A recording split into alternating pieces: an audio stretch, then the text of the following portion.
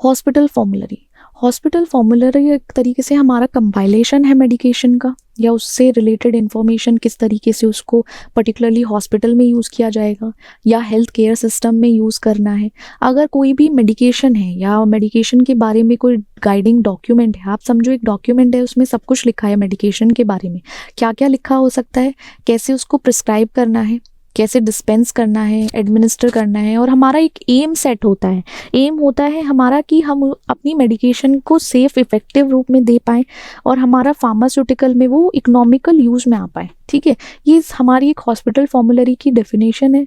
साथ ही साथ कुछ की एस्पेक्ट होते हैं जो ज़रूरी हैं, जैसे हमारा स्टैंडर्डाइजेशन है वो कंसिस्टेंट रहना चाहिए, वो मेडिकेशन यूज़ जो हमारे पूरे इंस्टीट्यूट में होने वाला है वो कंसिस्टेंट होना चाहिए। क्वालिटी केयर होना चाहिए, फैसिलिटेट करे कि ऑप्टिमल थेरेप्यूटिक आउटकम आ सके। जो हमारा एविडेंस बेस्ड मेडिकेशन सिलेक्शन है, हमने किसी बेसिस पर जो मेडिकेशन को सेलेक्ट किया है उससे हमारे पास ऑप्टिमल थेरेप्यूटिक आउटकम आ पाए।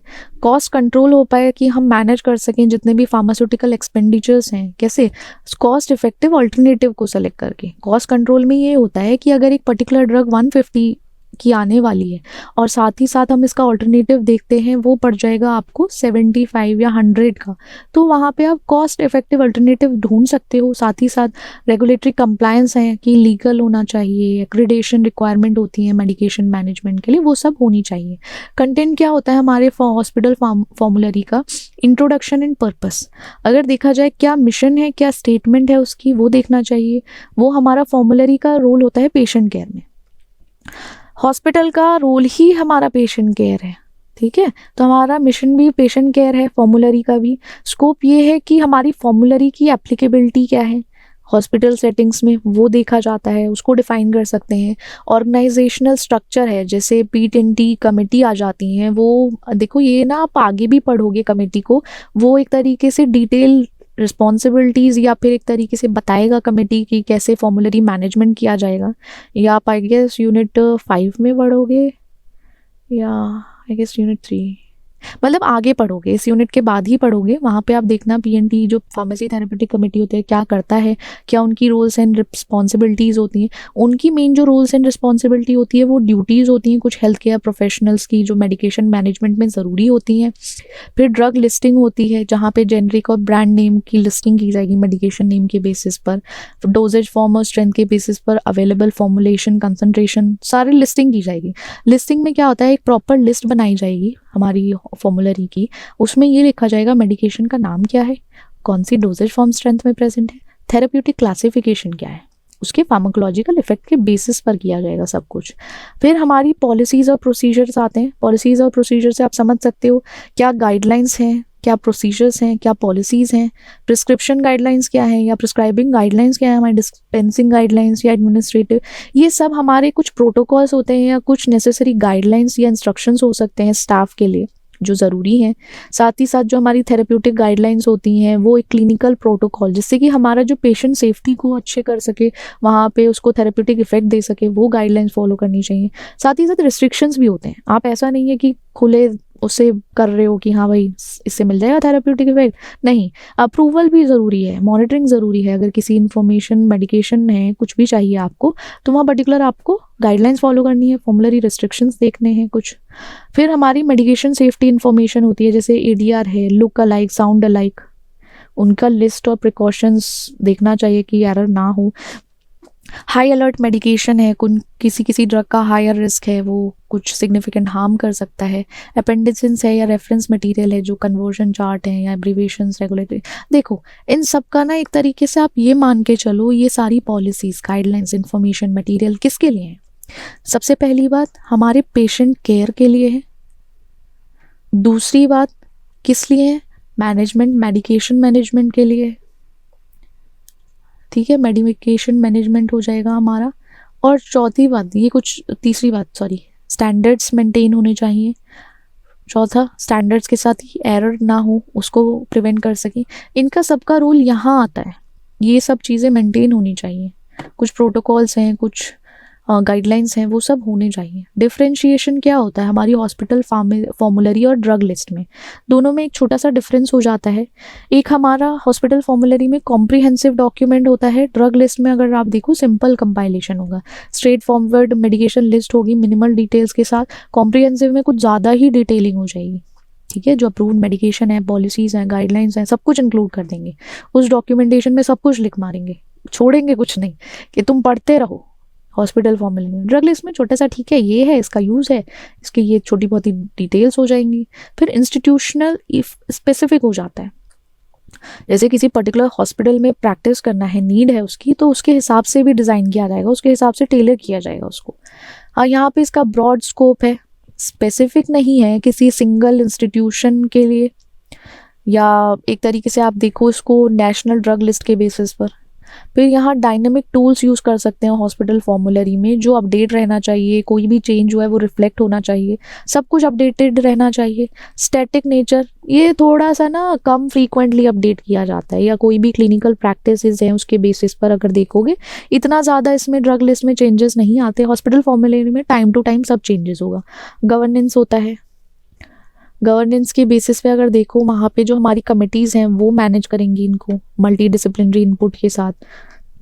इसमें लिमिटेड गवर्नेंस आता है, साथ ही साथ इसमें फॉर्मल कमेटी होती ही नहीं, वो इन्वॉल्व ही नहीं होती मैनेजमेंट में, नॉर्मल चलता रहेगा। जैसे एजुकेशनल रिसोर्सेज प्रोवाइड करेंगे, कोई गाइडलाइन है, सेफ्टी इन्फॉर्मेशन है, वो सब प्रोवाइड करेंगे।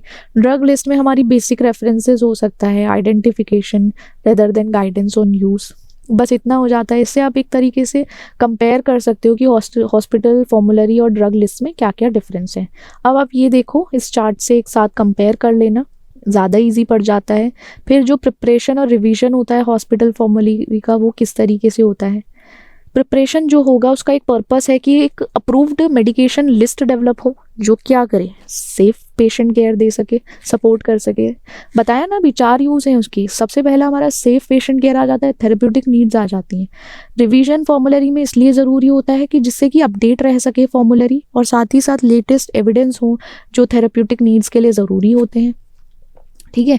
स्टेप्स आ जाते हैं हमारी फॉर्मूलरी में। पहला स्टेप होता है कमेटी फॉर्मेशन। हम अपनी फार्मेसी थेरेप्यूटिक कमेटी बनाएंगे जिसमें हमारे मेंबर्स आ जाते हैं सारे, वो देखेंगे जो देखना है। फिर मेडिकेशन रिव्यू होगा, धीरे धीरे इवैल्यूएट करेंगे मेडिकेशन किसके बेसिस पर, efficacy, safety, cost, patient needs, इनके बेसिस पर देखेंगे।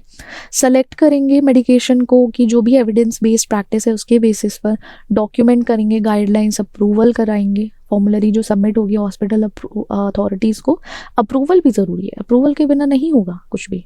साथ ही अब रिवीजन क्यों होता है, प्रिपरेशन हो गया सब कुछ, लेकिन रिवीजन क्यों हो रहा है हॉस्पिटल फॉर्मूलरी में।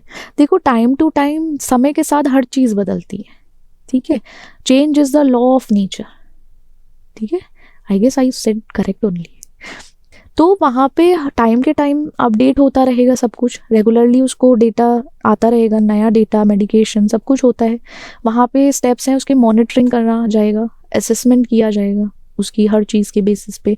एडिशंस और डिलीशंस होंगे कि अगर लगता है फॉर्मूलरी, अब होता है ना कुछ टाइम में एक मेडिकेशन थी, आई गेस रेनिटिडिन थी, उसको रिकॉल कर लिया गया था या उसको डिसकंटिन्यू कर दिया गया था। बहुत सारे सेफ्टी और एफिकेसी के बेसिस पे होता रहता है, फॉर्मूलरी एडजस्ट कर देते हैं वो लोग। अपडेट रहना चाहिए, डोजिंग को रिवाइज करते रहना चाहिए इंट्रैक्शन इंडिकेशन के बेसिस पे, तो इसलिए रिवीजन ज़रूरी है, ठीक है। पता होना चाहिए सब सही चल रहा है या नहीं। अप्रूवल होना चाहिए। सो देखो, अप्रूवल तो ज़रूरी है, सब कुछ आप कर लोगे, अगर आपको अप्रूवल नहीं मिलता तो कोई फ़ायदा नहीं है, ठीक है। तो हमारा अप्रूवल ज़रूरी है। प्रिपरेशन के टाइम पे भी अप्रूवल चाहिए आपको, रिवीजन के टाइम पर भी अप्रूवल चाहिए, तो सब जगह आपको अप्रूवल की ज़रूरत होगी।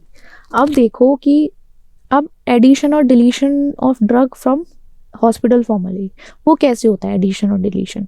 अब एडिशन जो ड्रग का होता है, रिक्वेस्ट सबमिशन होती है, वहाँ पे क्लिनिशियन एक फॉर्मल रिक्वेस्ट देंगे कमेटी को कि क्यों ऐड करना चाहिए, इससे क्या फ़ायदा होगा, जस्टिफिकेशन दोगे, प्रॉपर क्लियर लाइक आप उसको एक्सप्लेन करोगे कि ड्रग की एफिकेसी अच्छी है, एविडेंसेस प्रोवाइड कराओगे, वो आपका रिक्वेस्ट सबमिशन में होना चाहिए। फिर इवैल्यूएशन प्रोसेस होगा, आपने तो अपनी साइड से भेज दिया, फिर वहाँ जो कमेटी बैठी है वो उसको क्लिनिकली रिव्यू करेगी, कंपैरेटिव स्टडी देखेगी और फार्माको इकोनॉमिक असेसमेंट करेगी। ऐसा ही नहीं है कि आपने कह दिया अच्छी है तो अच्छी, नहीं, उनको इकोनॉमिकली भी देखना है कि सही है, कॉस्ट इफेक्टिव है या नहीं, या पहले वाला ही सही कर रहा है।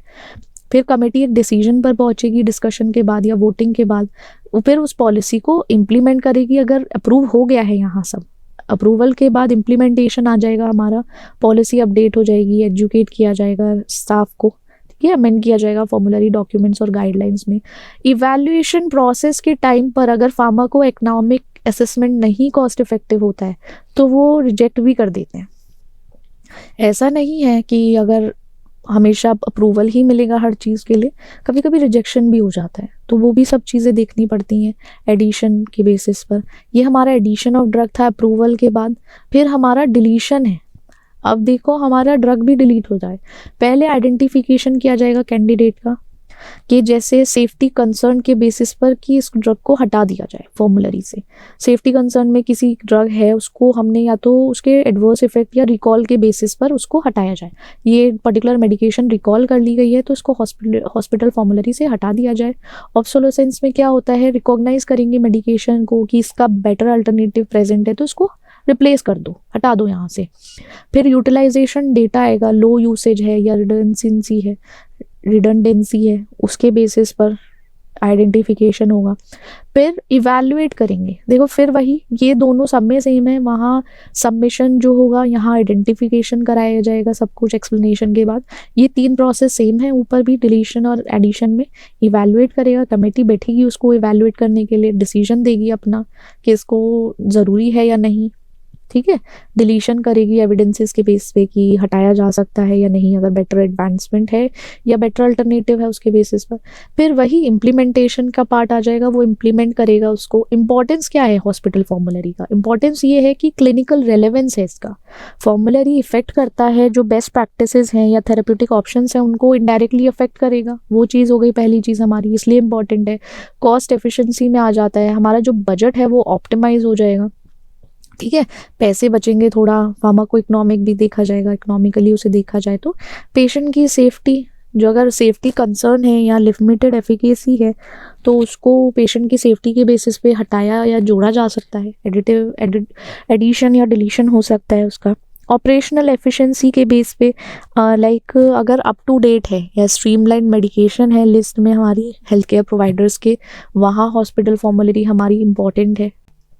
तो ये हमारा एक तरीके से सेफ इफेक्टिव हो सके, हमारा गोल सब कुछ वही है, पेशेंट का देखना।